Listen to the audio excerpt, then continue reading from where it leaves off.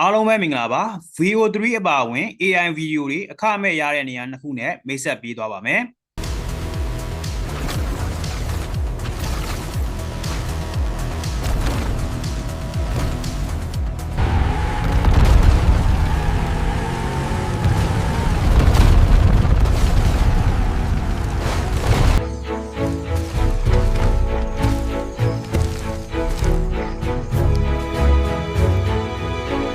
ပထမတစ်ခုကတော့ကျွန်တော်တို့ browser မှာဒီစာလေးရေးပြီးတော့ရှာလိုက်ပေါ့နော်ဒါလေးကိုရေးပြီးတော့ under ခောက်ရှာလိုက်မယ်ပြီးလို့ရှိရင်ကျွန်တော်ဒီထဲကိုဝင်လိုက်ပါမယ်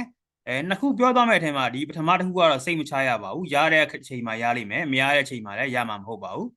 ကျွန်တော်တို့ဒီထဲကိုရပြီဆိုရင်ကျွန်တော်ဒီမှာ try it free ကိုနှိပ်လိုက်ပါမယ်ဒီမှာဆိုရင်ကျွန်တော်တို့ဒီမှာပုံကနေဗီဒီယိုပြောင်းမယ်စာသားကနေဗီဒီယိုပြောင်းမယ်စသဖြင့်နေရှိတယ်အဲ့တော့ကျွန်တော်ဒီမှာ prompt လေးစာသားလေးကျွန်တော်ဒီထဲမှာရေးထည့်လိုက်မယ်ပြီးလို့ရှိရင်ကျွန်တော်တို့ဒီမှာ model တွေရွေးလို့ရတယ်เนาะအဲ့ model ကိုကြိုက်တဲ့ model တွေပေါ့เนาะပြီးလို့ရှိရင် तू ကပြထားတာတော့ဗျာဒီမှာ clean တွေ one video တွေလည်းပြထားတယ်ဒါပေမဲ့လည်းဒီ website ကတော့တိတ်ပြီးတော့စိတ်ချရမှာမဟုတ်ပါဘူးကျွန်တော်ဒီမှာဟိုဟာလေးပေါ့เนาะ ratio လေးပါလေးကိုယ့်ရဲ့ video site ကလေးရွေးပြီးတော့ generate video နှိပ်ကြည့်လိုက်ပါအဲ့တော့စိတ်ချရတာဟုတ်မဟုတ်ဆိုတာကြည့်ကြည့်ပါမယ်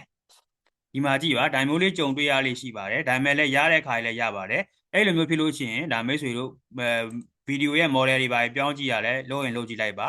အဲ့တော့ဒုတိယတစ်ခုကိုဆက်ပြပါမယ်ဒုတိယတစ်ခုကတော့စိတ်ချရပါတယ်ဒုတိယတစ်ခုကိုသုံးဖို့တော့ကတော့ကျွန်တော်တို့ဒီမှာ browser မှာဒီစာလေးရေးပြီးတော့ရှာကြည့်လိုက်ပါ Google Viz ကိုသုံးသွားမှာပါပြီးတော့ကျွန်တော်တို့ဒီထဲကိုရောက်ပြီဆိုရင်ဒီ link လေးပေါ့နော် Google Workspace ဆိုတာလေးကိုနှိပ်ဝင်လိုက်ပါမယ်ပြီးတဲ့အခါမှာတော့ကျွန်တော်တို့ဒီမှာ sign into Viz ဆိုတာလေးကိုကျွန်တော်နှိပ်ဝင်လိုက်ပါမယ်ပြီးလို့ရှိရင်တော့ကိုယ့်ရဲ့ email တစ်ခုကိုရွေးပြီးတော့ဝင်လိုက်ပေါ့နော်ကိုယ့်ရဲ့ Gmail တစ်ခုနဲ့ရွေးပြီးတော့ဝင်လိုက်ပါအဲ့တော့ကျွန်တော်ဒီထဲကိုရောက်ပြီဆိုရင်ကျွန်တော်ဒီမှာ landscape ကိုပဲရွေးလိုက်တော့မယ်ကျွန်တော် video အရှည်ကိုထုတ်ချင်တာဖြစ်တဲ့အတွက်အဲ့တော့ကျွန်တော်တို့ VO 3.1 နဲ့ကျွန်တော်တို့ video ထုတ်လို့ရမှာပဲဖြစ်ပါတယ်အဲ့တော့ကျွန်တော်ဒီထဲရောက်ပြီဆိုဒီညာဘက်ချမ်းမှာပေါ့နော်ဒီမှာ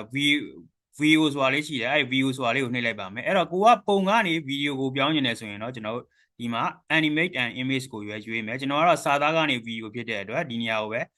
create from scratch ဆိုတာကိုပဲရွေးလိုက်မယ်ပေါ့နော်ပြီးလို့ရှိရင်ကျွန်တော်ဒီမှာကျွန်တော်ကိုထည့်ခြင်းတဲ့စာလေးထည့်လိုက်ပြီးတော့ကျွန်တော် generate နှိပ်လိုက်ရုံပါပဲအဲ့တော့ကျွန်တော် video ဒီမှာထုတ်ပေးပြီးသွားပါပြီကျွန်တော်ဒီမှာဒီဗီဒီယိုဒီထဲကို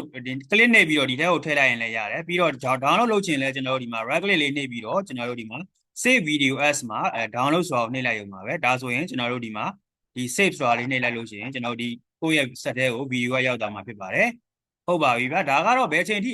အခမဲ့ရနေမလဲတော့မသိဘူးပေါ့နော်အခုထက်ထိကတော့ကိုကြက်တဲ့လောက်ထုတ်လို့ရနေပါသေးတယ်ဒီဗီဒီယိုကတော့ဒီလောက်ပါပဲ